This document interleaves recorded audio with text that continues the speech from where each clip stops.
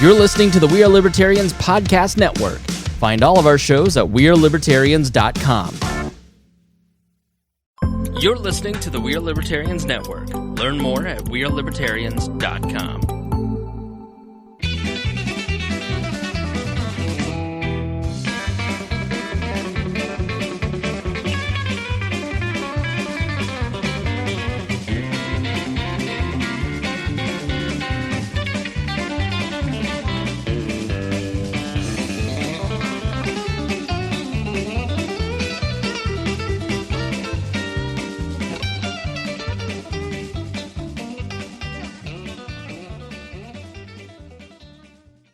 Welcome to the Boss Hog of Liberty podcast. This is episode number 85 of East Central Indiana's favorite podcast. I'm Jeremiah Morrill, and I'm joined today by co-host Mr. Dakota Davis. Today's episode features two candidates, both seeking office for County Council District Number 2, which before I moved was my County Council district. Now you live in District 4, right? Yeah, that's right. District Number 4. So we're going to be learning about both Robin Reno-Fleming and Chad Malicoat. We're going to be asking them about their views for the county, what they want to see happen in local government, and why they are running. So make sure you stick around for that. So this show is about our lives in rural Indiana. It's about anything we think is interesting. As always, we promise it's going to be a fun and an interesting episode. That's right. I think that's what it's supposed to say. Dakota changed the screen too fast, so I had to make it up as I went along. It's been exactly 25 hours since we've done a show. Yeah, so. And we're also on episode 85. We shouldn't need to have the script pulled up every time, but we change it too often. We change it, and then you Jeremiah change things gets around aggravated. here constantly on me. Mm-hmm. Well, Robin got to see me messing around with the cables, going, "Nothing's right, nothing's the same, nothing's." Yep. Change. The things I change are for the better. And sure they are. Jeremiah is like one of the people in Henry County that just says no to every piece of development. And every time I make things better, it's like, this is horrible. I hate it. It was good enough. It was good enough. Why'd you mess with it? All right, so before we get into the gotcha questions, we're going to be asking both of you guys. We do have a sponsor for today's episode. It is Big Bounce Inflatables, which is on Main Street in Newcastle, and they are sponsoring us today. They are a family-run business. Big Bounce prides itself on their premium ice cream, friendly staff, and competitive prices. They offer a safe environment for kids to have a fun place for parties and gatherings. And they also offer birthday parties, all kinds of rentals if you want to rent things for your parties. And it's always fun for all ages. We always joke whenever we do the Big Bounce Inflatables that we've been pressuring Chase Payton into getting married, and we went to Nashville for both mine and Jeremiah's bachelor parties, but since they're sponsoring the show... It's what we do now. Yeah, we're just going to have to rent a bunch of inflatables for Chase's bachelor I think party. what we need to do is we're all going to need little bouquets or lapels or something from Wylands. And then we get in the Slick Pickle, and we take it to Nashville, and then they have a little trailer behind it that has the Big Bounce Inflatables, so that when we rent an Airbnb, we have somewhere to play. That's a great... That's the way I think this whole candidate series is going to wrap up. That's a great idea. Is an epic road trip down to Nashville with all of the Chapman family businesses. We have to take off our flower lapels before we jump. Otherwise, it could be tragic. Yeah, one of the pins might fall out and puncture it, and then everything goes awry.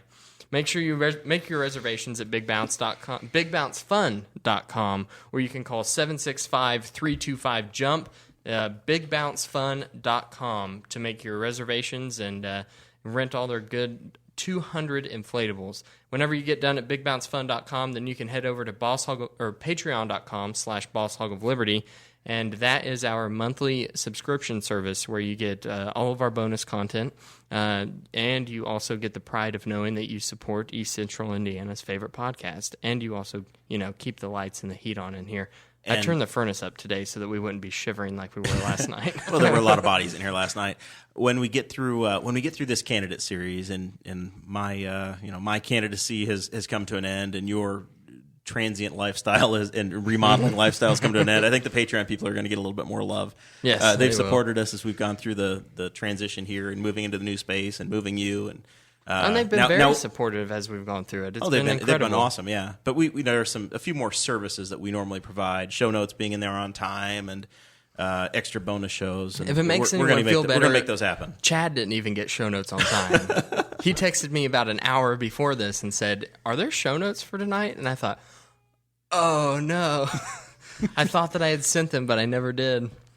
I apologize, Chad. That said, for the county council, they have all been the same. They literally are the county council show note episode. So, yep, they are. This format tonight is going to be basically the same as it has been for the Pat Cronk and Jeremiah Morrill episode and the Jesse Riddle, Dakota Clark episode. It's very familiar, but different people. So, who's with us, Dakota? What we got? Oh, we already know. We already introduced them. We have on my right. We have Robin Reno-Fleming, who is the Democrat and the incumbent that is also running for re-election for Henry County Council, District Number 2.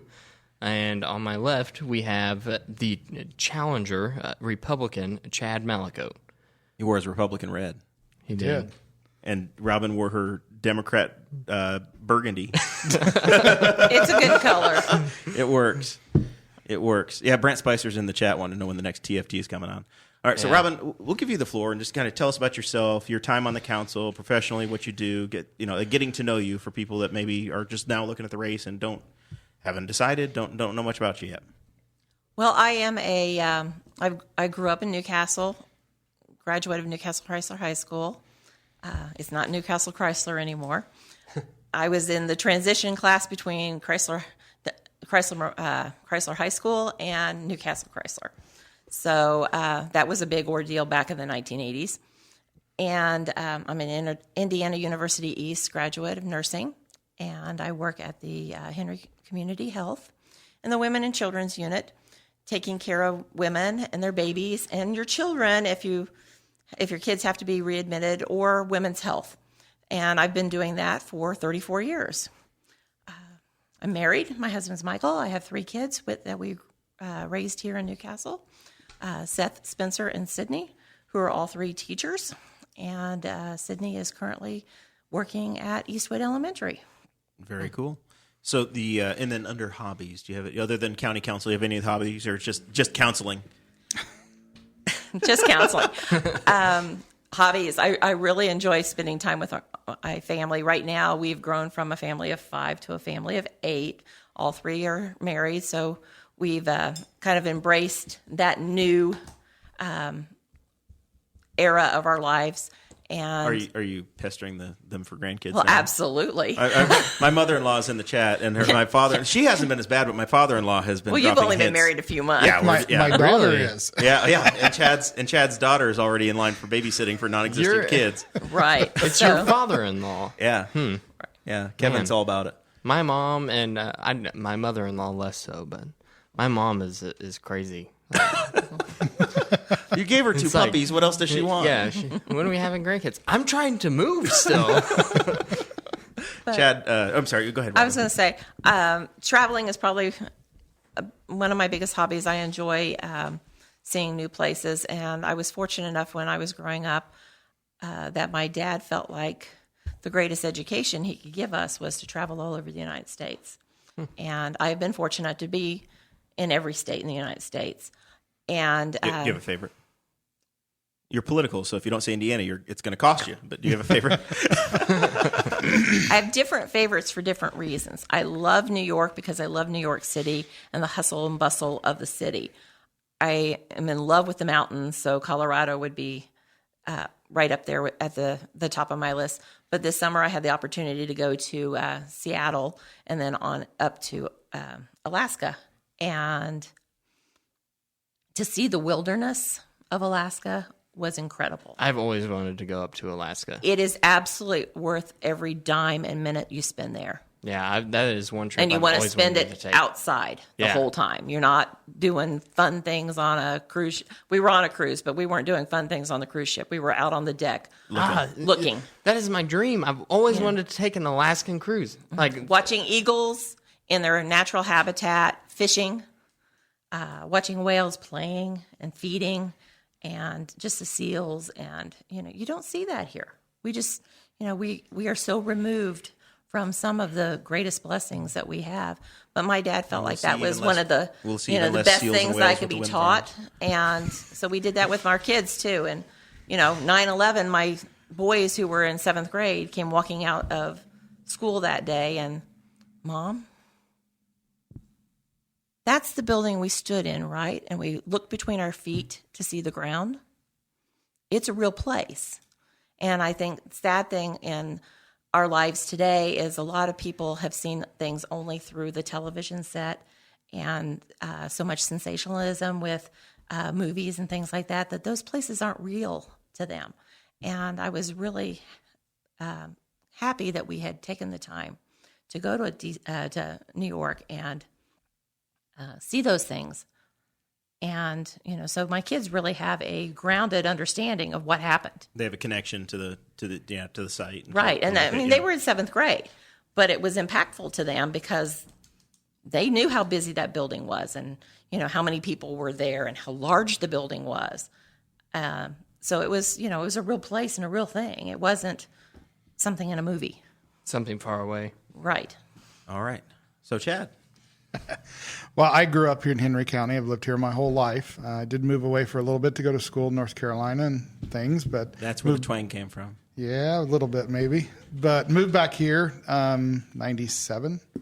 So, but what I do for a living, I've always been in sales. Been in sales for just my entire adult career. Used to work for other people. Got laid off about 10 years ago, and decided at that point I no longer wanted to put my future in somebody else's hands. So I started my own company, went to work, we started another business with a business partner of mine up in Delaware County, and have grown it to be a very successful with some different ventures in there. We do sales, we do manufacturing, and recently we started doing real estate, which I guess is kind of now my hobby too, but it's a very consuming hobby. Let me put it that way. It's kept myself busy with it. But I'm married to my wife, Melissa. We have an 11-year-old daughter, Emma, who attends Riley. We've been married. Melissa and I have been married for 16 years, which seems like a lifetime for you guys. I can still count. I can still count in days. Yeah, you can still count the days. You can count in days, probably how many I'm counting in years. Yeah. Well, not quite, but yeah, it's not far off. We're July 7th. Yeah. So, but as far as hobbies, I used to love to travel, but after you travel for work, it becomes less of a fun time. So I love to spend time at home, love to spend time with my family. We do a lot of the outdoor activities, the golfing, the fishing, and all that kind of things. My daughter loves to go fishing. So we enjoy doing those kind of things together as a family. So that's kind of my hobbies around here. Golf used to. I'm going to get back into it if this shoulder ever clears up. But the last time you were on here, that was pre-shoulder surgery. I had a whole new shoulder put in, and let me tell you, it's not an experience I would wish on my worst enemy. I had never dreamed anything could hurt like that. But hey, I can raise my arm. I can raise my hand in class now and ask a question. We're good. So it's great. Tell us about what motivated you to run, and what's led you to declare your candidacy and want to join the council. Well, anybody who knows me, I'm very fiscally conservative, and I love numbers. That's why I think I've been so successful in business, because I'm a numbers guy. I like to work with numbers. That's why sales always suited me very well. And the position in the county that really takes care of all of that budget and all those numbers is the council. That's truly their only job, is the numbers part of it. They are the proverbial checkbook to the council, to the county. All the decisions are made on an executive level, contracts and all that go to the commissioners and other people. So that's why I thought this was a very good fit for me. I have concerns about our county. I've been very involved for years, both in working as a citizen appointee in a couple different areas of the county. Especially noticed a lot of budgetary issues, and Jeremiah, I'm sure, can attest to this with the park board. And understanding what the park board had, what challenges they had. The budget that the park board has today is virtually unchanged from the early 90s. We're operating off the same budget, and I can promise you cost of goods has gone up dramatically since then. And the employees and everything have too. So there's a lot of problems that we've got to figure out. So that's what motivated me. I think I can bring my business sense to the council and look at doing things differently. My biggest complaint with our current council, and a lot of them, for the majority of them, have been there for several years, well over a decade, many terms. And I think it's very easy to become complacent in doing the same thing we've always done. When a business, you can't do that. I have to constantly change and grow with the market. And so that's where I think you have to bring a different sense to that and have to understand that you have to continue to grow your business, grow the county, and do new and innovative things to bring in additional revenue, to save revenue, and to make sure you're looking at all aspects of the budget and not just like this current council, their first job when they did the budget session was, well, let's just roll everything back to last year. I'm not sure that's the greatest thing to do, since I don't think last year was a stellar year. So we'll get into the specifics here in a Sure. few minutes. Robin, tell us about your motivation for seeking another term and going forward again. Well, I feel like when I first ran for county council, I was raised in a household that felt like there was responsibility to community. And that's what originally led me to the council. And I continue to have that same belief. And I feel like that on the council, Chad's been to enough meetings that he says fiscal conservative. He can probably label me with fiscal conservative as well. I'm usually the person who asks lots of questions. I'm usually the person who tends to be the one that says, but if we do that, where is that going to lead? I am frequently the only no vote or one of a few no votes. We always call Clay Morgan the proverbial no vote because he's got such a reputation. He does have a reputation. And we won't even talk about the reputation. Clay's not in your race, right? That's right. But I have been, I think, a strong voice. I am someone who wants to hear from my constituents. I am willing to listen and learn. I am willing to say I made a mistake if I made a mistake. And I have made mistakes over the years. Several years back, we had, a situation with the county highway, and I said, whoa, I think that's going to be a problem. And it became a problem, and, that we had to fix later.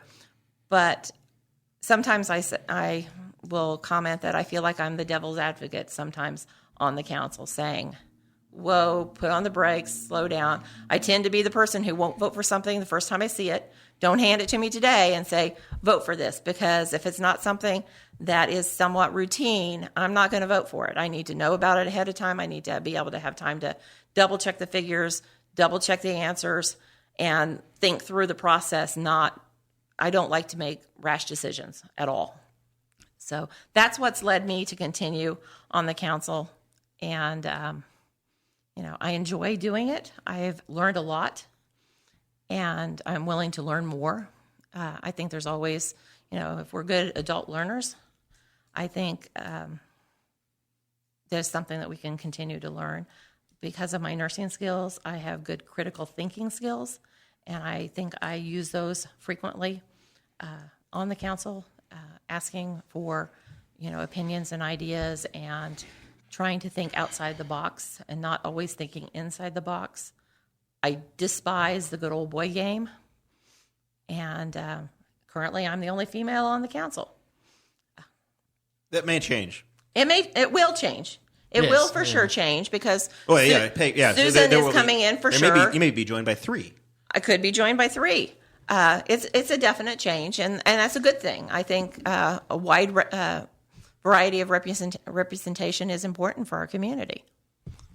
So as you've looked at this race and you've been campaigning since the late winter or early spring, what's the most important issue you've been focusing on the campaign? What do people care about? What do you think is the most important issue?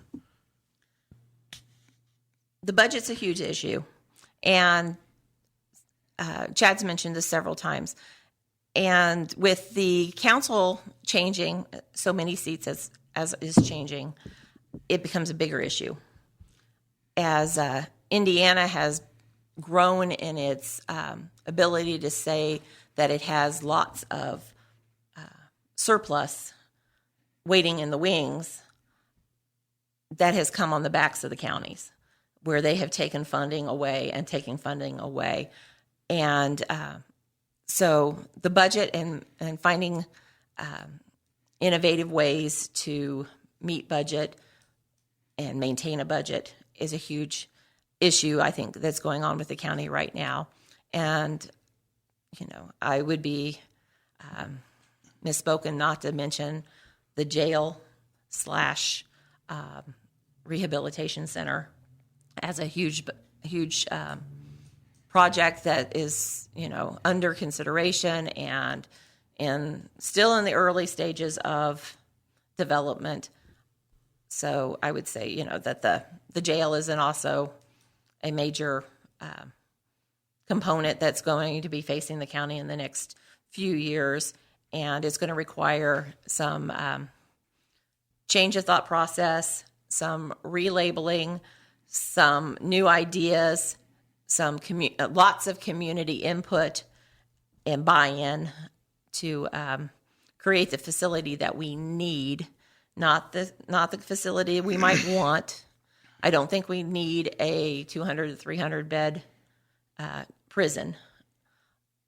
I think we need something that's going to work more for helping to rehabilitate the people that we have in there at this time, and figuring out what is our problem, what's caused our problem, and how can we prevent the problem from happening.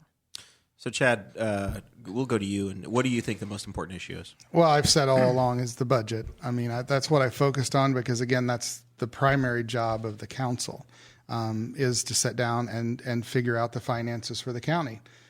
Standard & Poor's came out in May, I believe, gave us an A stable rating, which is a very good rating for a county our size with our income and our budget.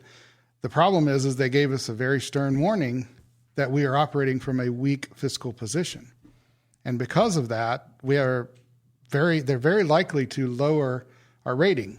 In doing that, it hurts not only our future ability to build this comprehensive correctional facility and finance it in some way, whether refinancing the bonds or doing other options, it also hurts the current debt service that we have. We have over $2 million a year out of the $15 million budget that we spend on servicing the debt that we already have. And so we have to be very cautious and cognizant of that. There's taxes have been passed. The wheel tax was passed, which on the surface was okay. Then the state changed the plan, changed it again, and then they decided they had to fund the grant program somewhere. So our wheel tax nearly went triple in a matter of a year and a half because of the road funding and the way they did things. At the time, it was called local option income tax. It's not an option anymore. They took It's not an option. That's why I said at the time. It's the lit. And at the time, and I commended Robin at the time when she said we need to save it. But I got to tell you, as one of your constituents, I was extremely disappointed you weren't a no vote this year when they budgeted nearly every single dollar of that fund and didn't save but just a few $1,000s that were actually already spent with the vote you guys took Wednesday with the Motorola towers, which are a phenomenal idea and one we've needed for quite some time. But you were actually a yes vote on that lit when that was totally different than what your initial stance was to save some of it. So I guess I wish you, as a constituent, I wished you would have voted that. I guess it would have been 2 no votes because Clay voted no on that as well. I believe he voted no. I think he voted no on that line item. But yeah, doing that is something that I think was a great plan at first, but we've taken that local income tax now that was supposed to be used for building up our safety departments, enhancements, and improvements. And at this point, it basically does nothing but pay the bills that existed prior to that tax ever being passed. So what would you say your number one thing is you want to fix? Well, I think we have to, like I said, we need to take a look at what we're doing. We need to go down line item by line item and actually look at the budget and understand it better.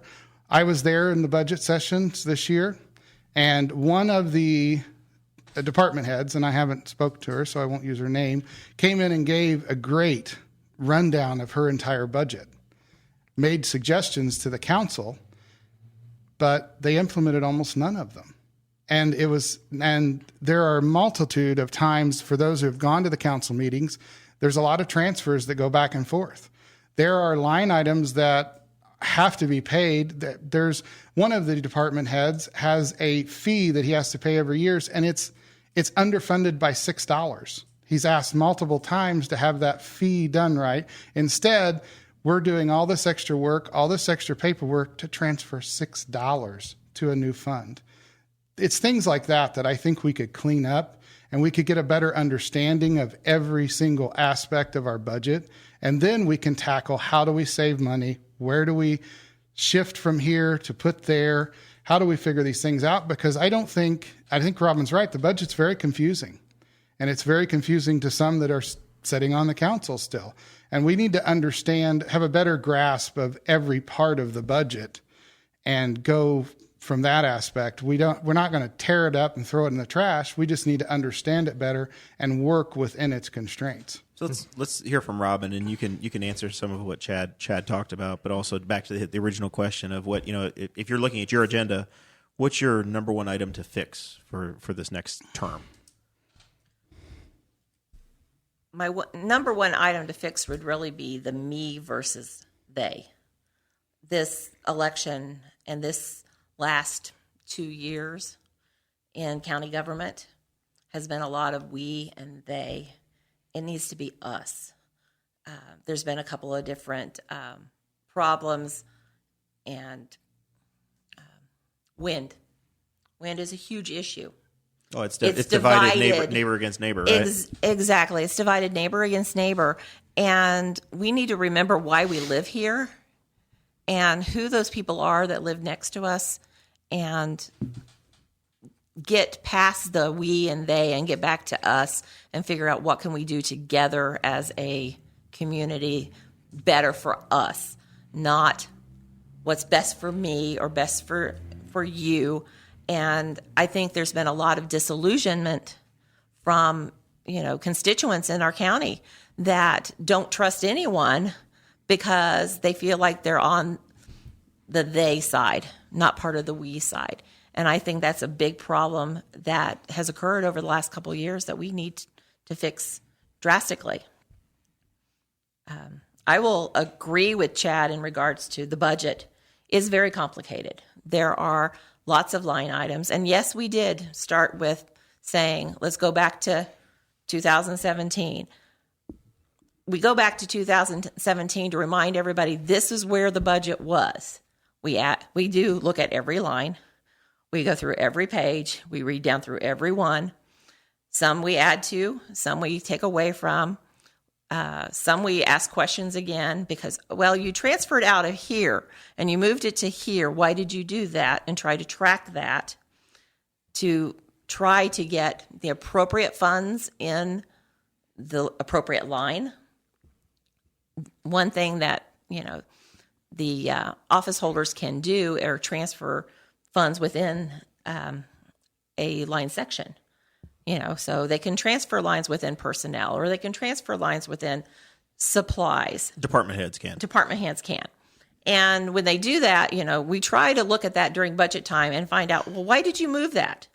You took that much money out of there. Obviously, you don't need that much money in that line item. Where did you spend it and why? And we try to tackle that down. Chad's absolutely right. It's a $15 million budget. And it's a budget that works different than your budget or my budget at home. At my house, my paycheck comes in, my husband's paycheck comes in. It all goes in one pot, and it pays all the bills. County government doesn't work like that. It comes in from this place, and it can only 4D money comes into 4D. It can only be spent for 4D. Some funds come in for the park that can only be spent at the park. Some funds come in with the general fund, but they can only be spent on certain things. Some things are user fees, can only be spent on certain things. The recorder has user fees that we can use for things like supplies, but she can't pay any personnel out of that line. it's very complicated, and there's lots of lines. And I'm really concerned with next year with the fact that we're going to have a brand new auditor and a brand new chief deputy. Because I'm going to do a shout out. I think Cheryl Scales is an asset and a treasure for this county. She's been very dedicated. She knows her job well, and she is retiring at the end of this year, and she is going to be greatly missed. She can pull information out of her head, and if she can't find it, I tell you right now, she can find it for you very quickly. And that's going to be, a difficulty with next year's budget. Is we're not going to have that sense of knowledge. Institutional knowledge. Right. So, all right, we're going to ask you to be critical for just a half second and say one thing that you think the council has gotten wrong lately. It could be one specific thing or a theme, but we'll start with Robin, and then we'll go to Chad. I thought about this because we've had this list here to know, and I thought about this, and probably one thing I think the council got wrong was we didn't vote for safety Lowit soon enough. It was something that was given to us by the state when the state started pulling money. Safety Lowit and wheel tax were both things that the state gave to us as an opportunity. I voted against wheel tax 3 times before I voted for it. I voted against safety Lowit twice before I voted for it.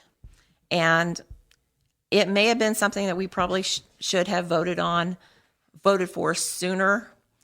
I like to, try to play the game of what I need, not what I want. And at the time, we were able to meet our needs. And we've gotten to the point where, property tax caps have caught up with us, and we finally voted for it. And I don't think... I think we could have been better served maybe if we had voted for it a little bit sooner than we did. And I hate to say that maybe a tax was something we didn't do right in the first place. What about you, Chad? What is one thing that they got wrong on the current council? I think, can I give a wrong and they're still doing it wrong? But that's my thoughts, is that I think the council could be a lot more inclusive, to include the community, to be more transparent.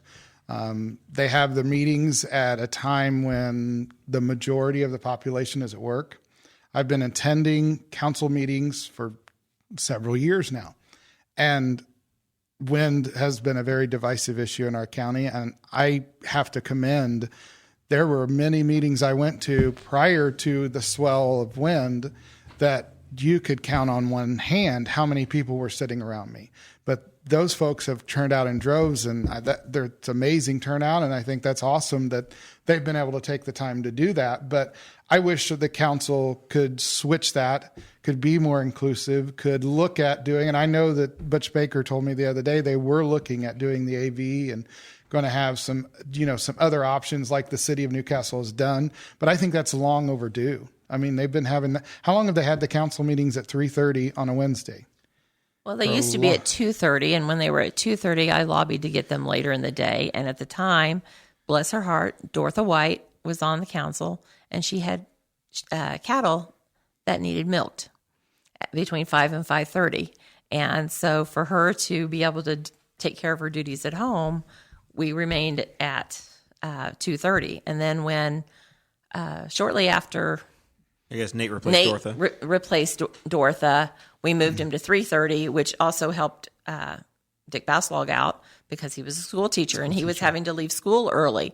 My problem was I had children still in elementary that I was needing to pick up and get home and be back at a meeting at 2:30. But Clay brings it up like every year.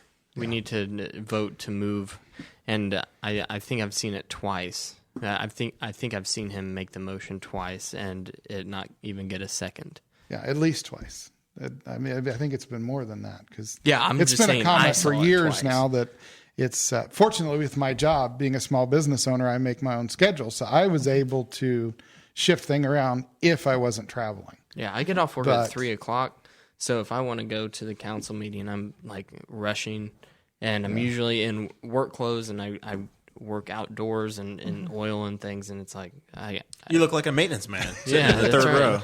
But I have to say, I appreciate these guys and what they've brought to the table, because they've taken upon themselves out of their own pocket, and they provided the citizens of this county an outlet, at least somewhat, for several, especially the major meetings that otherwise a lot of people would not be able to hopefully see, with the hear, new- or We touch. do it for the clicks. Don't Oh, reward is that us it? completely. Yeah, we like the clicks. Well, my biggest problem with changing them, like last year when Clay asked in January, the problem is it doesn't get said anything about until you show up at council meeting on that day. And because I have a full-time job, I take the day of council off. January 28th, say, I already have my schedule made out through April, and it's not real changeable.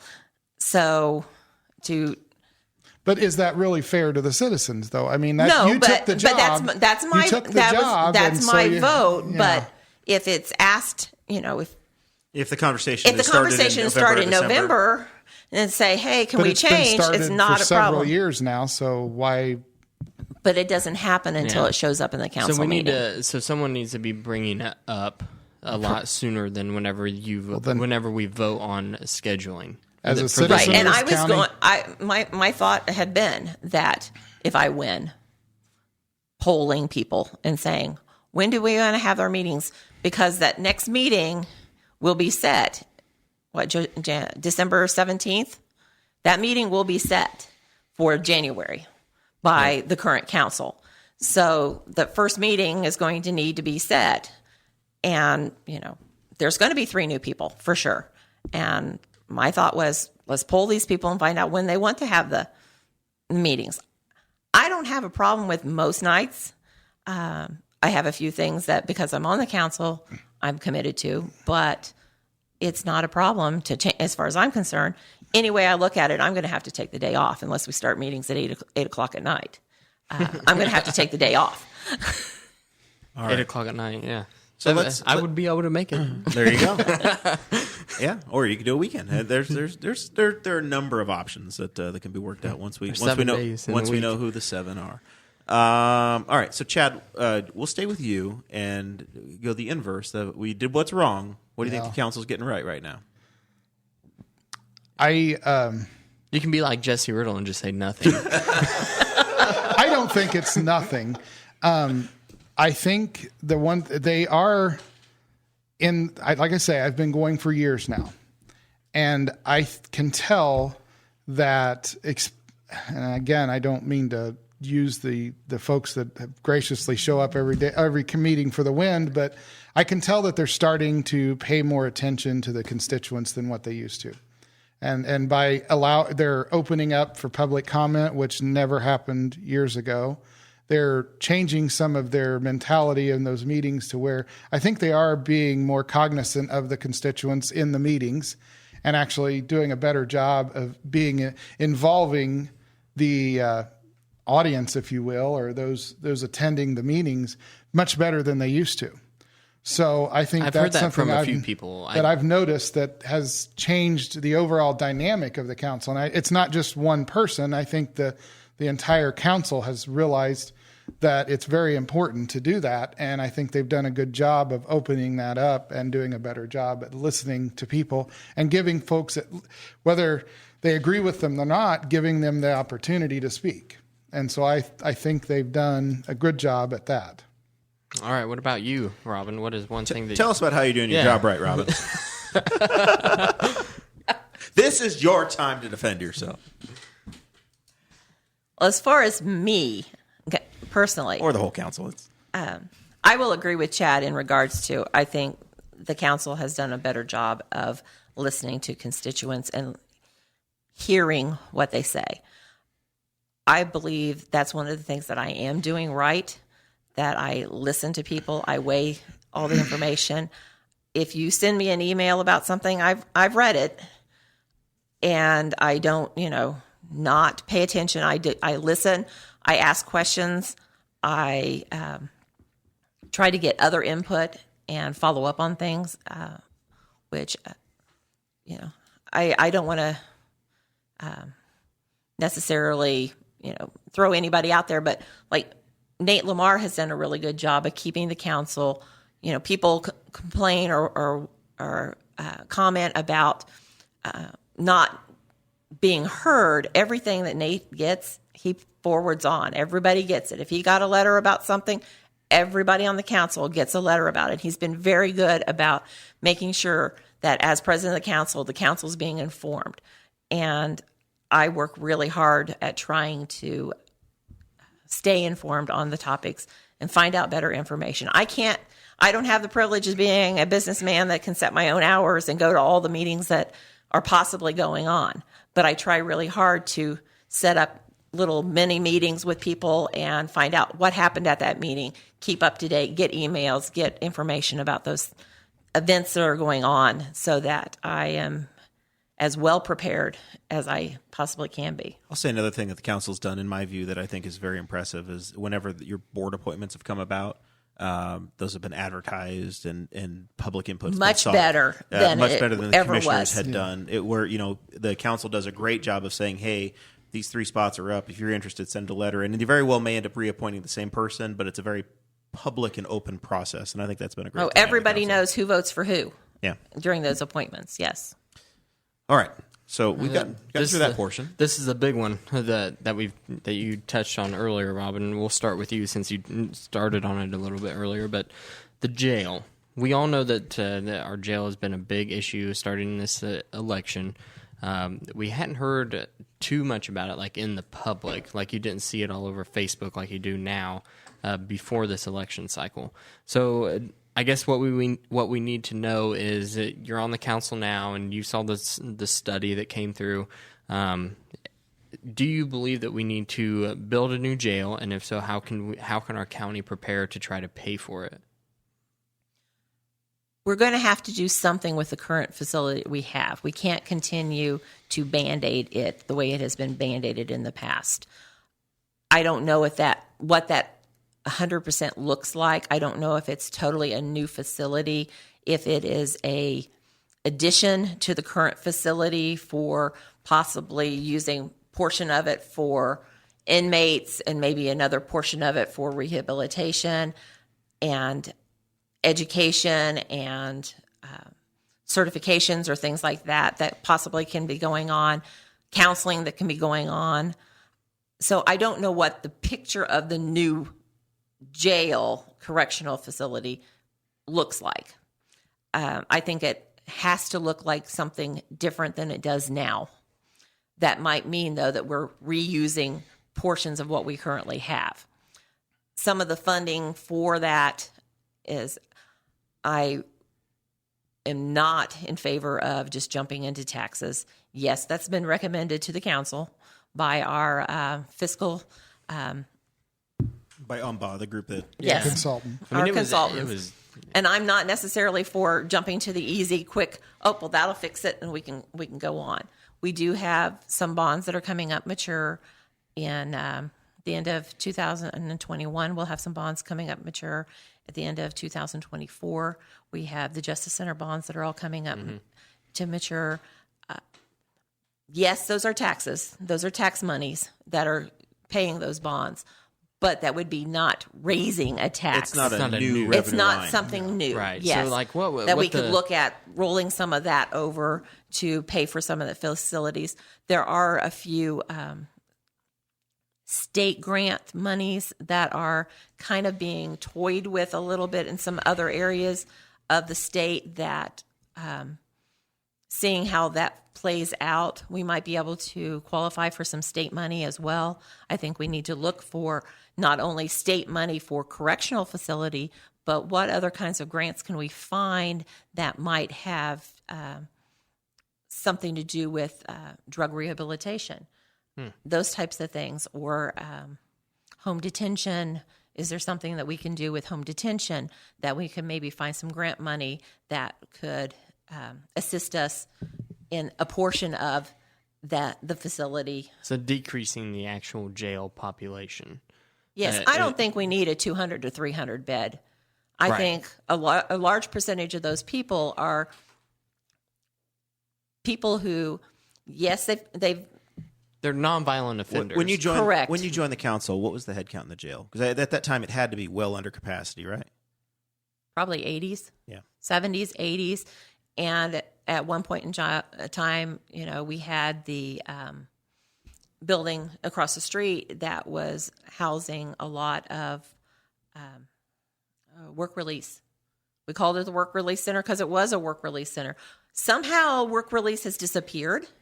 We don't have, and part of the problem is because we have all these beds that are full of inmates, but those people aren't.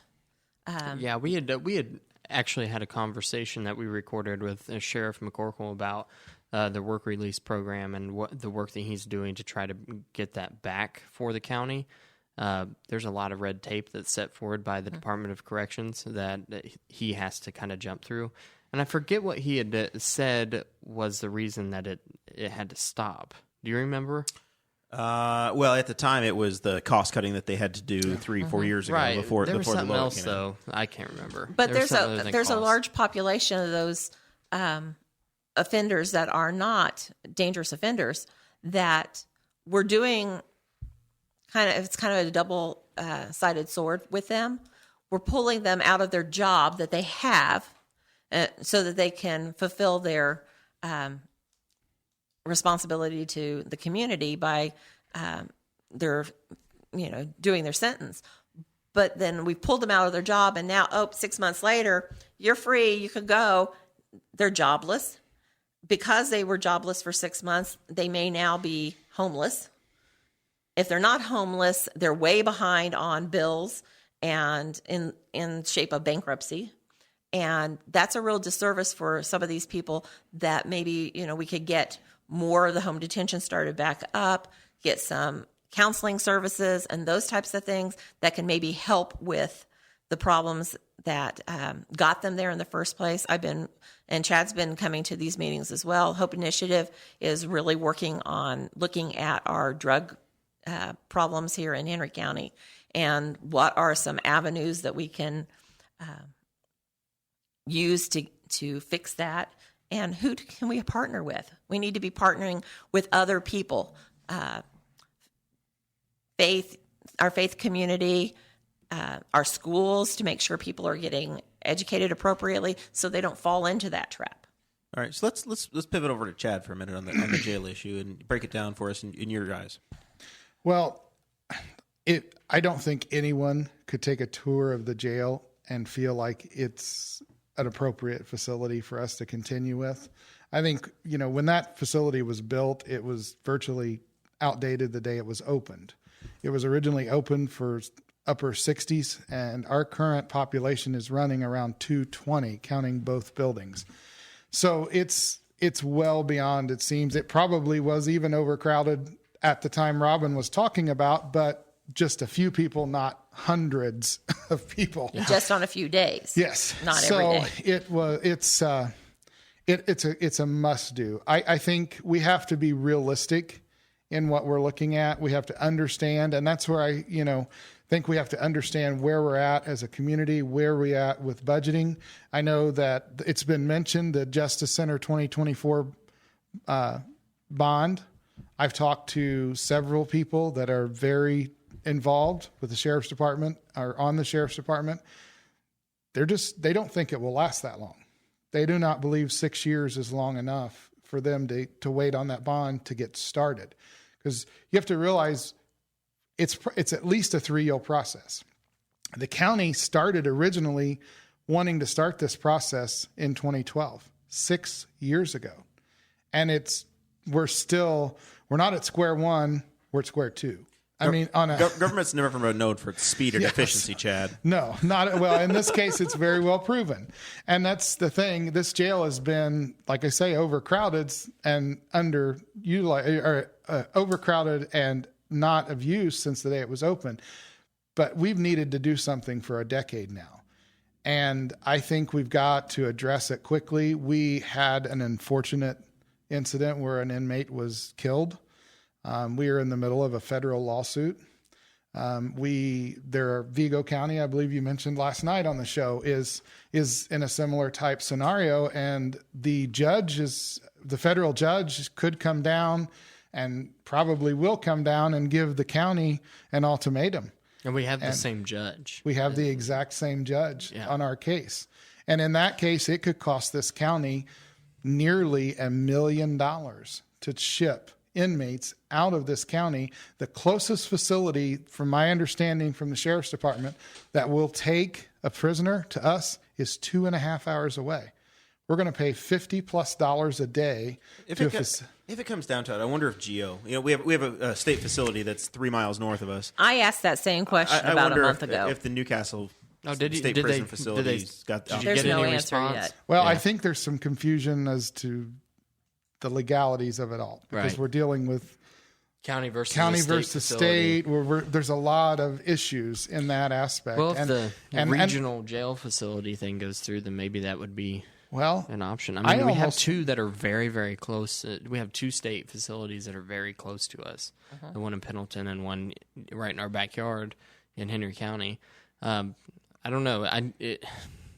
the Delaware it's- County is building an enormous facility, and Yeah, I wonder they're if they're paying heavily for they it. are. But here's the Delaware thing: County, we don't know what's going to happen though. That some of the candidates that are running in their race, their county level, are trying to back out of the Trying to contracts they back out of have that. and stop Right. that project. So yeah, it could get interesting. But if we were able to figure out a county such as that to partner with and share the burden of the cost, Delaware County is 30 minutes away. It's and on the south side. Hancock County just defeated a $55 million bond because they have the same problem. And I've said Right. since the beginning of this conversation, we started having it about a year ago, when I started looking at this race and we started this candidate series the first time.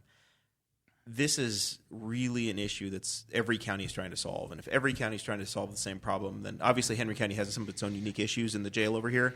But every county is trying to solve the same exact Right, issue. and it's a problem that the state has helped us get.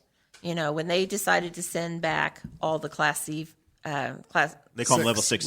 level 6 felons, it multiplied our population probably in half. Enormously. Now we have Yes. people that are serving actual sentences. Like, Right, now we're a prison, we're not a jail. And a Right. jail, in my thought and Short term. process, should be a year or less or awaiting sentencing. Once you're sentenced, if it's more than 6 months and some community service, I think you should be in a prison, right. not yeah. a jail. I think that we would all be in agreement. Yeah. In agreement with that. Let's move on from the jail here, and let's talk about Memorial Park. And it's kind of the things that have been going on in Memorial Park have been a big deal in this election in the county. You've made them a big deal, Dakota. Your yeah. platform alone has made them. It's blown it up. Yeah, Chase is the one that suggested taking the Doughboy down and replacing it with a statue of Elvis or something. I think Bon Jovi. Bon Jovi. Bon Jovi, that's what it was. But Chase yeah, will never win an election to this. No. Maybe if it was Steve Alford, he'd have a puncher's chance, have but not too with Bon many- Jovi. we I have think too he many did bring video that clips. up once. I think he did throw Steve Alford out there. He did, yeah, you're right. I think he did. So going off of that, we've got that controversy going on. There's Henry County Memorial Park is a great asset to us, as well as what the future of the Expo Center. So I'm interested on the thoughts that you guys have on that. Chad, since you were on the board, we'll start with you with this question. As you said, the park, I traveled all around the Midwest and the Great Lakes, and we have one of the best parks I've ever seen. And even in a community our size, it's shocking that we're blessed with a facility like that. So it's something we got to make sure we ensure for my daughter, my grandchildren, and beyond, because it is an asset to this county, and it's something that we need to keep.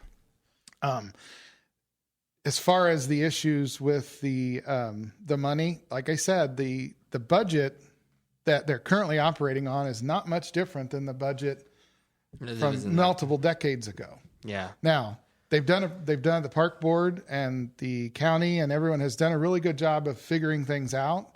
We have a lot of grounds and a lot of areas that I think we could lease differently, such as the fields, like the soccer fields, the baseball diamonds and things like that we could actually lease to the schools. The schools do pay a small amount of money to us. I think we also need to get, and I've worked with the state legislatures, our legislators, mentioned it to them. they have a formula they use for figuring parks and the amount of money that we can budget with the State Board of Accounts. The problem is I don't think their formula is the greatest, because a county our size versus... It doesn't reflect a 300-acre park's needs versus Right. a smaller... That's similar to some of our small state parks.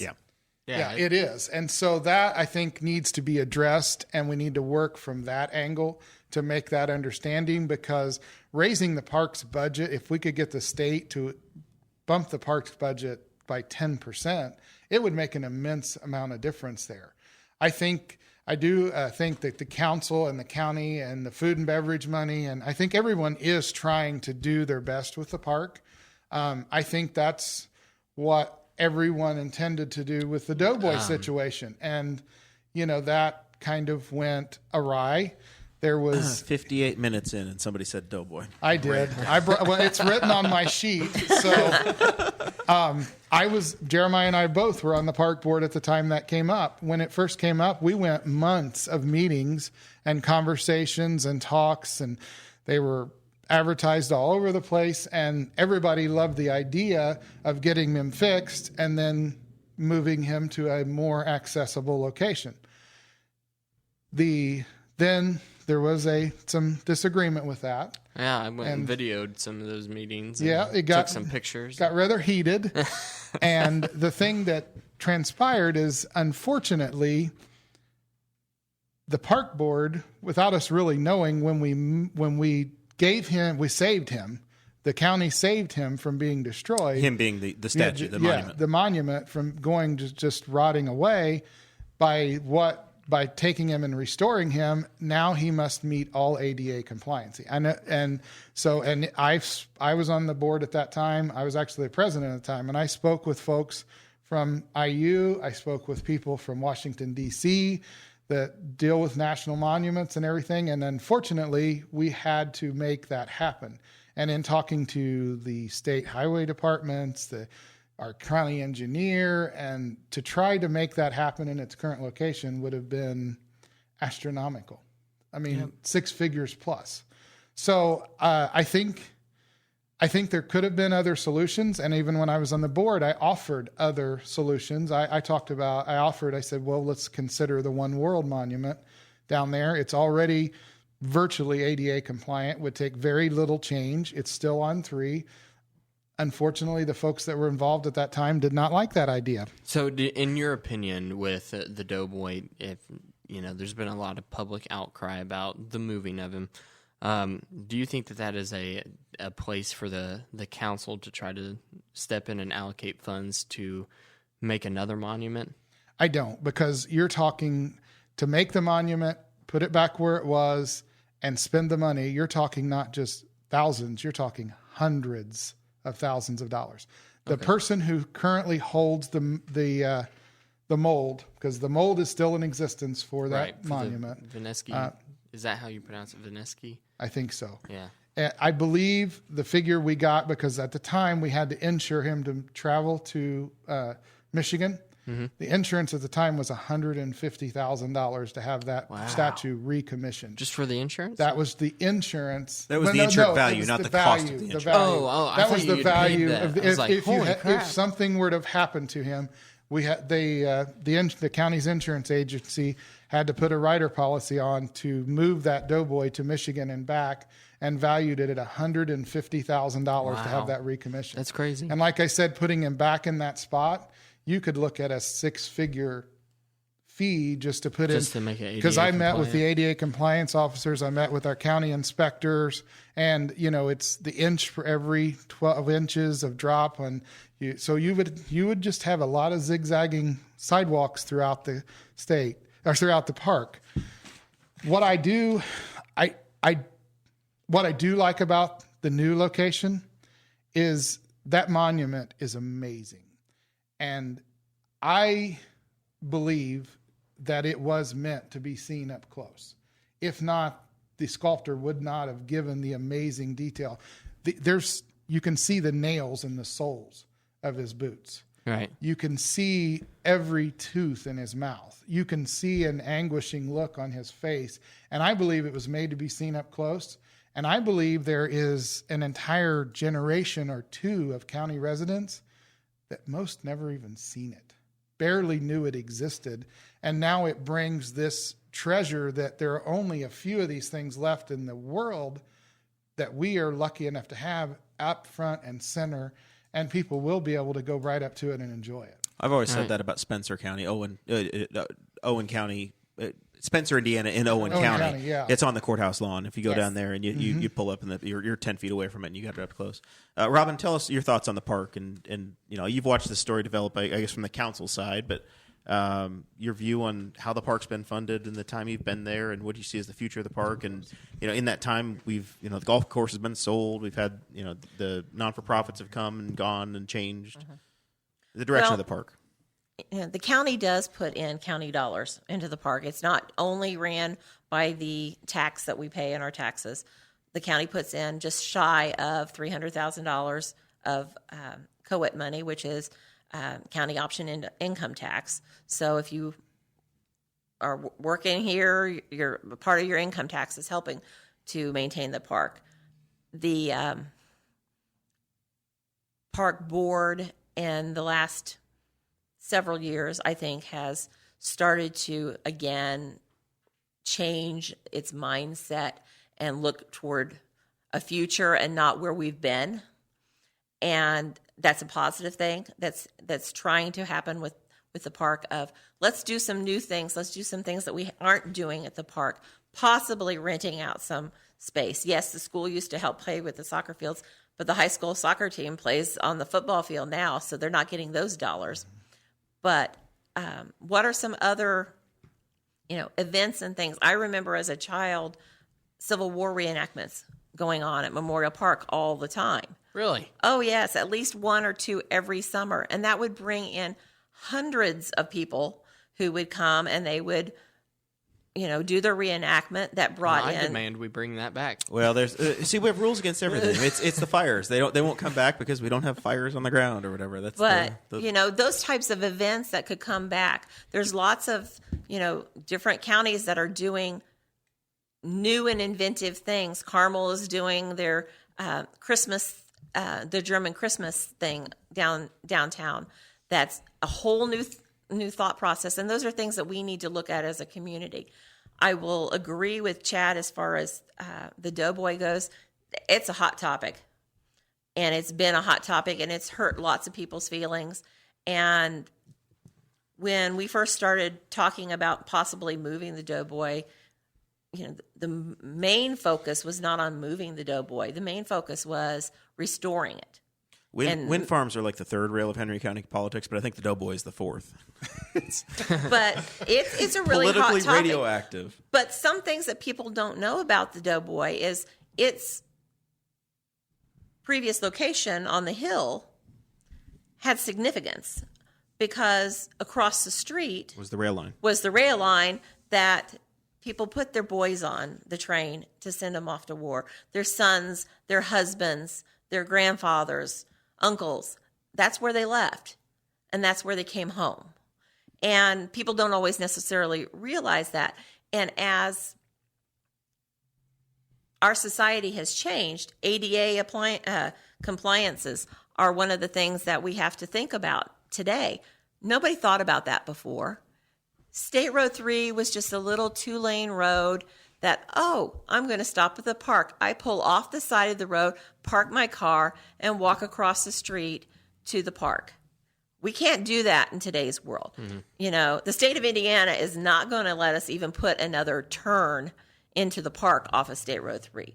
Those are great ideas, but they don't exist anymore, and they can't by the way standards are. And Chad's right. I asked lots of questions, and I thought about the One World Monument and maybe putting the Doughboy just a little bit farther away, because it's already fairly close to being accessible by all measurements.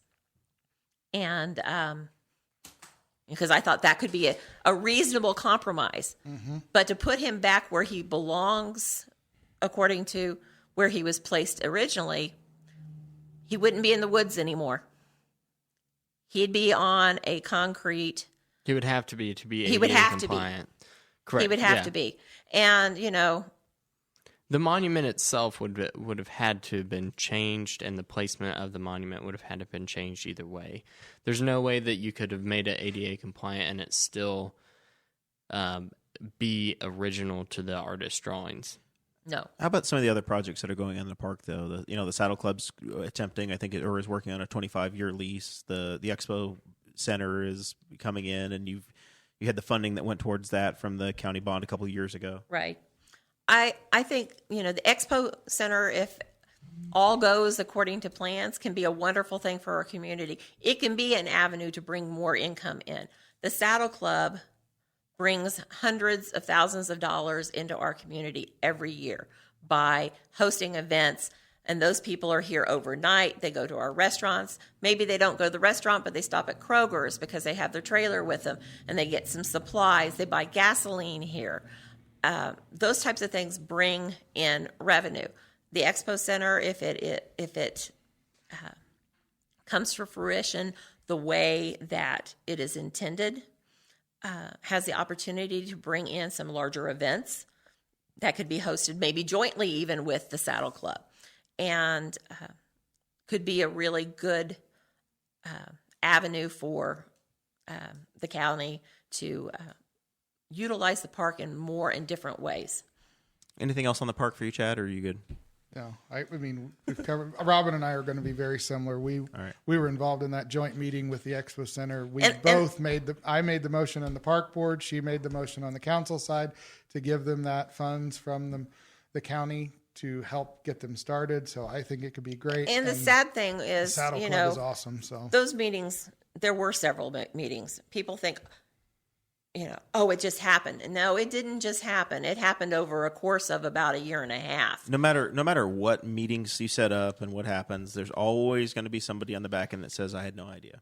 Right. Well, so you guys just need to attend them all, broadcast them all. It's the absolutely, yeah. Our ratings are huge, and we would solve all the problems. But it's no matter what the issue is, and you've learned this in your time in county government, and I've seen it as an observer, and now that I've gotten involved, you'll be involved in a process, and you'll go down a path, and then it's like clockwork. As soon as you've announced something, somebody comes along that's mad and didn't know, wasn't plugged in. All right, so I don't think this one will take a real long time, but the county roads, everybody, if you run for office, I want to know about the roads. The roads are junk, the roads are crap, the roads need fixed. How are you going to fix my roads, Robin? Okay. Well, the county did implement wheel tax, and wheel tax, between the wheel tax and the surtax that we implemented, brings in about $2 million more than we were getting before. And that all that money does go specifically on roads. It doesn't pay for equipment. It doesn't pay for people. It pays for bituminous. We have materials. Not correct. It does not. We keep doing this dance. Robin slides away. I slide the mic over. I'm running out of table.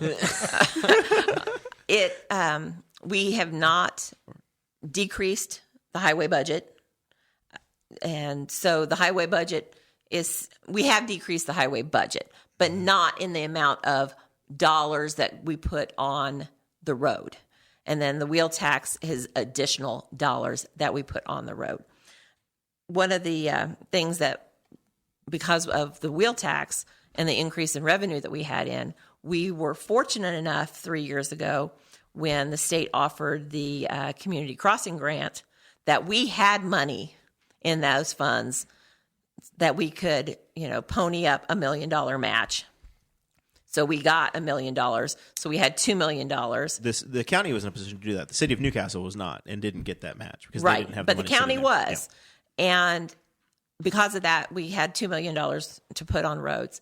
We were fortunate that we got $750,000 last year. And Joe Wiley is very on top of it. He had everything in the works and ready for us to apply this year. We haven't heard yet on what those funds are going to look like and if we get it or not. But I feel very strongly that we probably will get a good portion of that money. One other thing that has changed in county government with our current commissioners that we have is when I joined the county council many moons ago, we have 3 county commissioners. We have one in the northern, one in the central, and one in the southern. And county dollars for the roads was equally distributed throughout those districts. 1/3 to the north, 1/3 to the middle, 1/3 to the south. The commissioners that we have currently have been being more respectful of what roads need to be taken care of, what are priority roads, what are high traffic roads, not, oh, well, I've got another $20,000 in my district. I want to do this little half a mile in the middle of nowhere. Right. And they've been a lot better about prioritizing. They have a 5-year plan, and they put roads on a list, a 5-year plan. Now, a road might be fourth on that 5-year plan right now, and it might move up to number 1, or it might move back to number 8. It's very because flexible. something else came up that was more a higher priority. Chad. Absolutely. I'm going to repeat a lot of what Robin said, so for time constraint, I'll skip it. But I think that the county highway department is doing a phenomenal job with what they've got. We've got 802 miles of county roads, which is a lot for a county with a population of 47,000 people. So it's unfortunate that we can't spend the money to go and do it all at once, but it costs a lot more than people think to pave a road. I mean, you're I think $80,000 a mile. $80,000 a mile. Do the math real quick. It's a lot of money. That's just for asphalt. That doesn't buy any bridges. That doesn't buy anything other than just That paving. doesn't buy rebuilding a road. That doesn't. That's just that's your asphalt. That's not crowning. That's not grading. That's not drainage. If we went back to horse and buggy, we wouldn't have this problem. There you we go. could just make it all mud. Then we'd still have a wheel time. I'm just saying. Maybe the Amish have it right.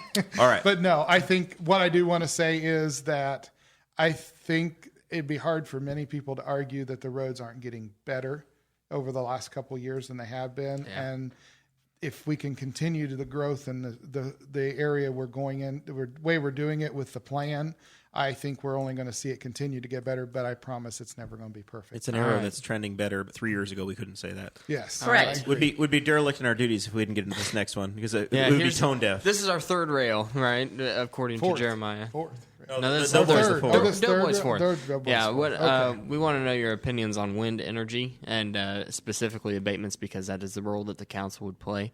We'll just start with you, Chad.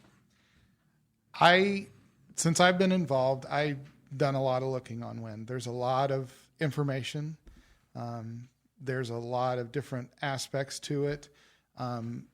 I personally have always been against the wind. When the council voted for the apex abatement a few years ago, I made my public comment at that meeting that I thought it was the wrong move. When Robin and the rest of the council voted to approve, I said it was wrong. We should not be giving them the abatement. We should not be approving them because it doesn't even meet the state standard to approve it. It brings no full-time jobs, even looking beyond the health issues, the intrusion issues on your neighbors and all those things.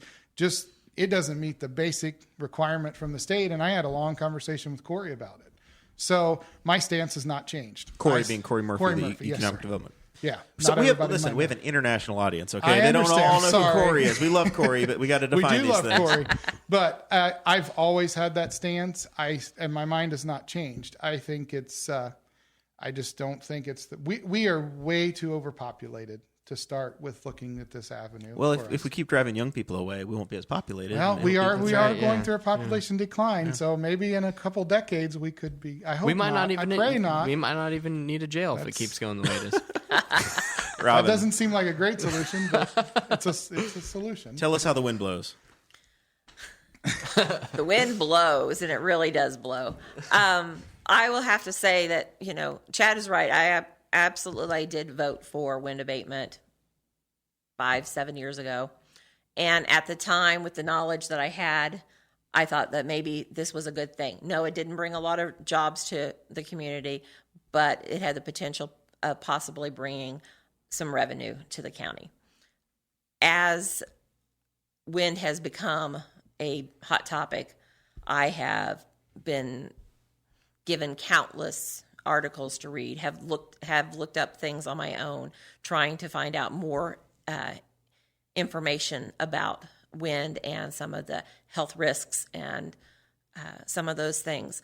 But and as of right now, I will absolutely say, yes, I was wrong. I voted wrong when I voted for wind. I have since voted against wind. I disagreed with the current WEX policy that we have. I voted against it I voted not to allow it to go on to the commissioners without a recommendation. My recommendation would have been no. No, you're currently serving on the Planning Commission. I am currently serving as the council's member to the Planning Commission. And some of the things that really made sense was the intrusion on other people's properties. You know, that it can be 1,500 feet to your foundation. Not just that it might be a little bit over your property line. No, all the way to your house. That kind of limits what you can do on your own property. And I have a problem with that. And to watch different people who were very pro-wind initially in the Shenandoah area that had nothing against wind. They thought it was a great idea when Shenandoah put their windmill up. And to hear them talk about the problems that they have had since the windmill was placed speaks volumes to me.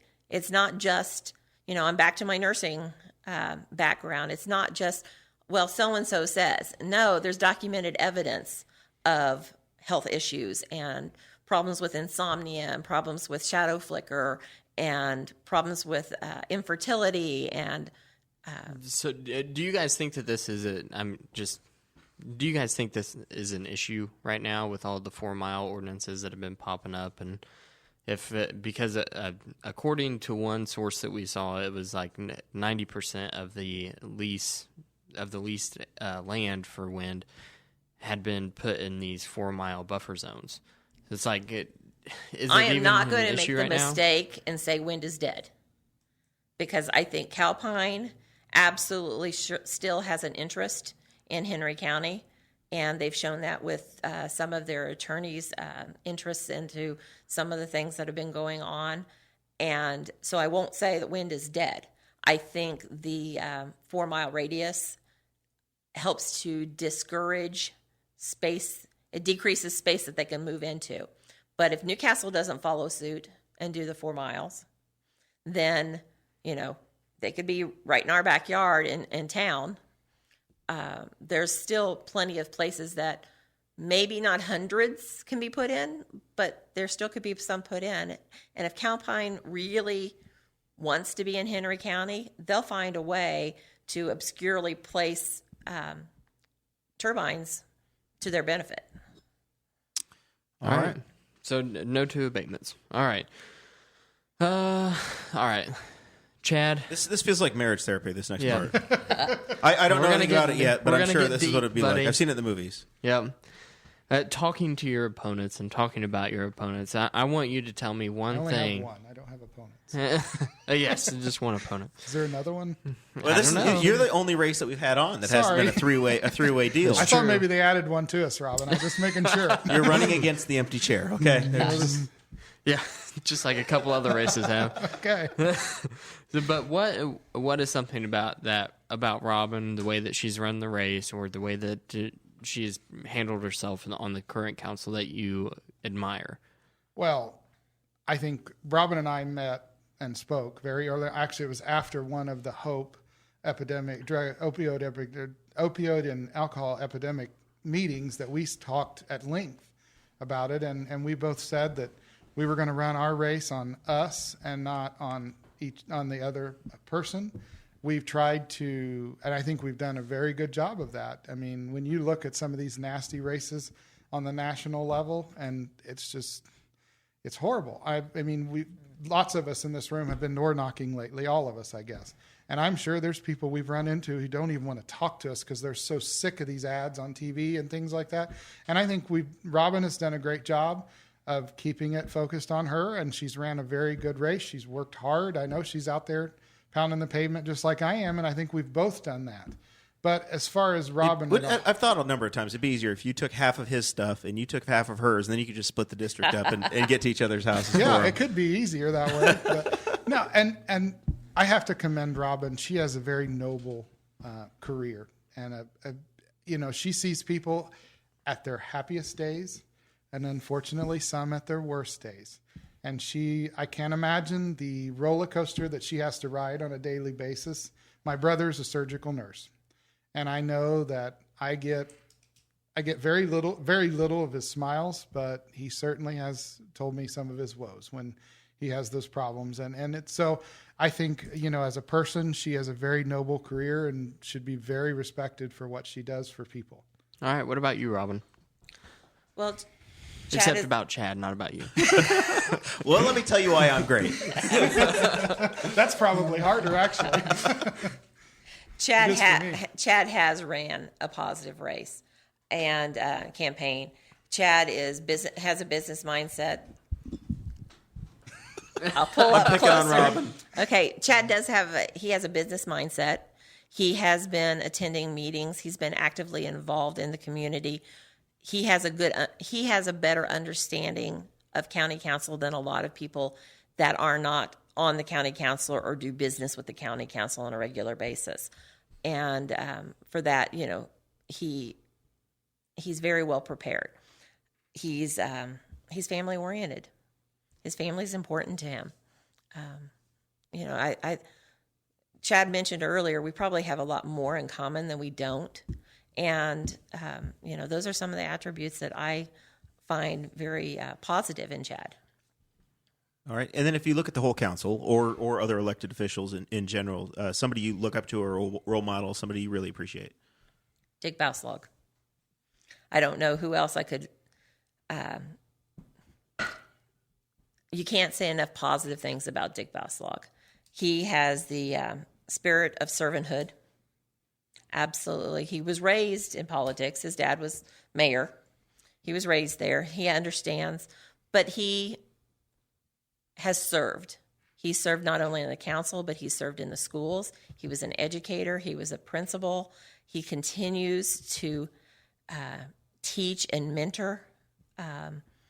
He doesn't see sides.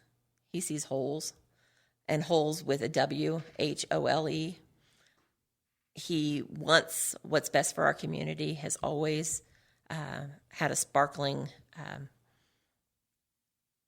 attitude when it comes to our community. He is, he has huge family values, and it shines through in who he is and what he's done for our community. Big shoes to fill in that race. Oh, Big absolutely. shoes. Absolutely. Absolutely. What about you, Chad? Well, I admire a lot of our county officials. But I tell you one thing, in researching and looking into this jail, I have to give a lot of credit to Rick McCorkle. He has done an amazing job. I've made the comment, him and his COs and his deputies have taken a Band-Aid and put it on a gaping wound and somehow managed to survive. They've done an amazing job of taking what they've got with their department, the lack of funds that they have for some very needed equipment, the jail situation, the overcrowding, the getting creative and opening back up the work release center as a secondary detention center to help curb some of that. And I'm hoping, and I feel like it will help us when this federal judge looks at all that they see we're trying to correct the issue. And I think he has been the person that's led that charge. So I have a lot of respect for Rick, and I've really gotten to see what he's actually done that people don't see from that side of the sheriff. He's not the guy that slaps handcuffs on you and arrests you. He really does care about this community. He cares about the people of this community, and he's there to help you. He's not there to arrest you. And so I think that I have a lot of respect for him, Major Jay Davis, and the entire department. Tina does a great job in the jail and keeping everything under control there, and her COs there. So I really just have a lot of respect for Rick and his whole department. All right. We are at final thoughts. So that is where you guys can plug yourselves, where people can find more information about you if you're trying to find workers for this last weekend before the election to help you canvass your neighborhoods, and you can give out some information for that. We'll start with you, Robin. Final thoughts. I really hadn't thought about these. I have enjoyed working for the county council. I feel like I've worked really hard over the last several years that I have been on the county council. I have great knowledge about what's going on with our budget. From that experience, I have an idea of the problems that we have, that we're facing, and I feel like my time's not up yet. 4 more years. But I don't feel like my time is up yet, that I can be a active participant that is being a quality member of the council. I won't be working a whole lot on campaigning over this weekend because I'm working the next 3 days. So, but I will be putting some things on Facebook. You can find me on Facebook, Robin Reno-Fleming for council. And if anyone needs any transportation issues on Tuesday to go to the polls to vote, I know for some people in my district, there is not a vote center on the north or the east side of town. The closest thing is going to be the Arts Park. Arts Park or Grace Baptist, right? Mm-hmm. Absolutely. And those aren't very north or east. I mean, they're east, but they're not north. And that can be a problem for some people. And I'd be happy to arrange transportation or come and get them myself. If you haven't voted yet and you want to pre-vote, you can still go to Ivy Tech. It's open tomorrow from 2 to 7. Mm-hmm. Yep, I think they're open until 7 tonight. Yes, we're past that now. They were up until 7. I took my mama there today so that she could vote. And the courthouse will be open until noon on Monday for pre-voting. So if you've got problems with Tuesday voting, people get out and vote early. It is our responsibility. It is a gift that we have in the United States that many, many countries would love to have that opportunity. And we sometimes are very lackadaisical. Absolutely. And don't take it upon ourselves to fulfill our responsibility. I want everybody to get out and vote. So far this year, the voter turnout has been good, and I'm glad to hear that. But everybody needs to get out and vote. All right. Yeah. Chad. Okay. I'm on Facebook too. That's probably the easiest way to find me. It's Chad Malicoat for council. Very original. Yeah. I thought long and hard about that one. And unfortunately, I'm pretty busy this weekend we had a dear family friend who passed. So we'll be spending the most of the day on Saturday at a funeral, but I am doing some more walking on Sunday. And so if anybody would like to help, please reach out there. My cell phone number is all over the place. You can Google search me and it pops up. So please call me anytime. Questions, thoughts, concerns, what have you. As far as plugging myself, like Robin said, I've been involved for many years. So going into it, I think I'm the new guy, but I think I have a very good understanding of the process. But I think there are some things that we could do to change that process. And that's why I'm a firm believer in term limits. I told Robin that's my biggest concern with her. She's been there 24 years, and that's a long time, and it's easy to get comfortable in that time frame. So I think the last poll I read, the Rasmussen poll, was 75% of America believes we should issue term limits. I think on all levels of government we could see some changes if we did. So, but no, that's me. I bring the business sense, like Robin said. That's what I think my attribute to bring to the council is I like to use, it's a great little phrase. I've signed both sides of a check, but there's a lot to that. I know what it's like to cash a check and put it in my bank, but I also know what it's like to have to pay my employees, figure out how to pay the light bill, and do all that stuff too. And I think that's where I can really bring that knowledge to the council and help the council take the foundation we have and grow from it. Awesome. Right. Dakota, final thoughts on your side. All right, my final thoughts. Next week, we are going to be doing an election recap show. That is going to be me, you, obviously. Oh, yes. Every week. I promise to show up. And then we will be having co-host Cade Koger and co-host Chase Payton. We're all going to be sitting around the table and talking about the election, what it was like leading up to the election, how the public perception of all the candidates were, and recapping who was elected. So, can I interject again? Are you coming to the GOP party? We are going to have a GOP election listen, night party right at here. Primo. So if everyone's invited At Primo? at Primo. That's that Republican money. Absolutely. It was sponsored Democrats by are doing hot dogs and chili. I remember the in the spring we looked at the financial reports for the parties, and the Democrats had about $110, the Libertarians had about $60, and then the Republicans had $20,000 in the bank. So we did spend quite a bit of that. that's with why our they're at building. Primo, and we're here at our headquarters We having leftovers. We got our numbers bumped real high. I was really proud of it, but unfortunately, you're not going to see it in the report this time because we got a headquarters now. So Raised and spent. that's right. All right. But the Libertarian Party of Henry County is also having an election night party, and it is here at 1102 Race Street in Newcastle, Indiana, at the Libertarian Party of Henry County headquarters. We're going to have some finger foods and a great time. I want to remind everybody here that today's show was brought to you by Big Bounce Inflatables of Newcastle, Indiana. You can rent all your inflatables there. They have almost 200 inflatable rentals. That's huge. And to book your reservation, you can go to bigbouncefund.com or 765-325-JUMP. All right, awesome. Final thoughts for me real quick here. These candidates that you've seen come through here, they are all working very hard for your vote. We all apply for the jobs. Obviously, I'm a candidate myself as well for one of the other council races. We apply for the job, and you guys decide. So it's an interview. That's why we're trying to have these long-form discussions where everybody gets to say what they want.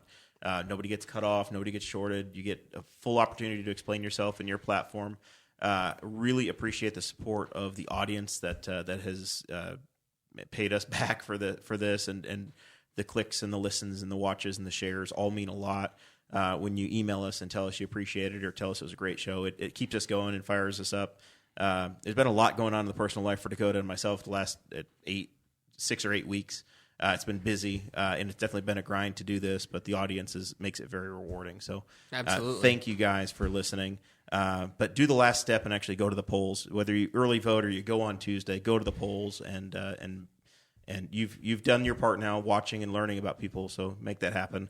On my campaign side, we are walking Saturday and Sunday. Jeremiah Morrill candidate, or that political page. We've got a couple events. So Saturday and Sunday, we're going to do some more door to door. You can sign up, join in with that, and then if you can't make that, come hang out with one of the 3 groups on Tuesday night, and maybe just check in on all 3 of them. They're all open doors, and see who's crying in their beers and who's celebrating, and that you'll have some fun either way. But it's a celebration night, no matter what. The campaigns are over, so no more Braun and Donnelly ads, and that's good enough for you guys right there. So thanks to Robin and Chad and Dakota, and we'll see how it all shakes out next week, right? Oh, yeah. I'm excited. Ready. Thank you for listening to the Boss Hog of Liberty, which is part of the We Are Libertarians Network. I am Chris Spangle, and I am the founder of this network, and I invite you to listen to all of our shows, which you can find at WeAreLibertarians.com or by searching for these in your podcatcher. The flagship show is the We Are Libertarians podcast, where we apply libertarian principles to current events. The Brian Nichols Show is a conversation amongst Republicans, Democrats, Libertarians, Independents, as they talk about what is happening in the news. And we have many other podcasts like The Chris Spangle Show, Upward, The Cost, Raw Audio Politics, Miranda's World, and Tad Talk, which is quite a ride. So check all of these out. Go to WeAreLibertarians.com, and you can check out all of our great podcasts. Thanks for listening. Thank you for listening to the We Are Libertarians Network. Get our other shows at WeAreLibertarians.com.